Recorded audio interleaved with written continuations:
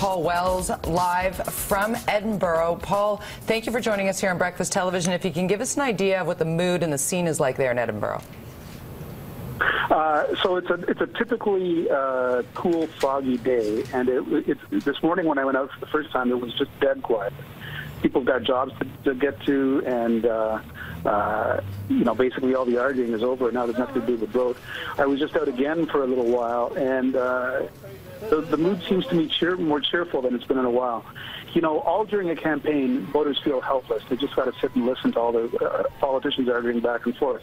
On a day like today, I think voters have a real sense that it's in their hands now, and that they finally get a chance to have their say.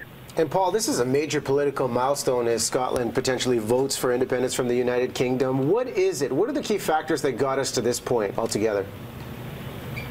Well, there's been a movement towards devolution for 30 years in the United Kingdom. The idea that you can't run everything out of Westminster, and so the Scottish Parliament itself came into operation, about 14 years ago, and what they've discovered is the more they move down this path of decentralization, the less satisfied some people in Scotland are. And so finally, David Cameron, the then new British Prime Minister, Tory Prime Minister, said, let's get this over and done. Let's settle this with a real referendum on the real choice, which is, are you in or are you out? He thought it would kind of be cathartic. He thought that it would allow people to hash it out and decide they loved Great Britain enough, and that would be the end of that. But for a while here, it has seemed to be going in the opposite direction. The gap between the no and the yes narrowed considerably, and there was one poll 10 days ago that showed the yes ahead, and that was the poll that put me on the next plane to Edinburgh. Right. Fascinating that 97% of residents have registered to vote in this referendum. It sounds so familiar to us in Canada, obviously, with the referendums in Quebec in '95 and back in 1980, if we can remember that far back. Will a yes vote in Scotland now see them removed immediately from the UK? No, there's, tomorrow, even if it's 52, 53% yes, tomorrow Scotland is still part of the UK. There's a formal set of negotiations that is established in the referendum law, and there'd be about an 18-month period during which they discuss all the details, all the transfer of powers and when British laws stop having effect here and all that. So, it's all quite genteel, and there'd be no rushing into anything, even if it is a yes vote. And Paul, what would this mean for the United Kingdom should the majority in Scotland vote for independence here?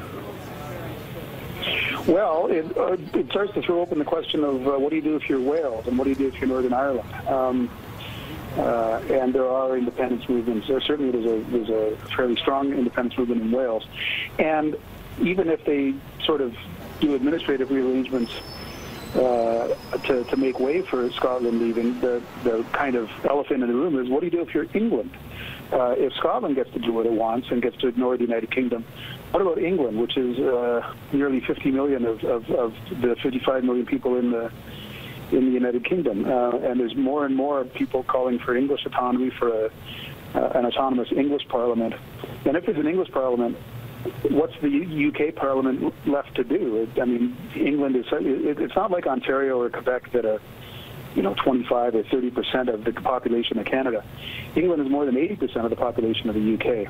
And so the short answer is, if Scotland votes yes tonight, they'll open up a huge kettle of worms for the entire rest of the UK.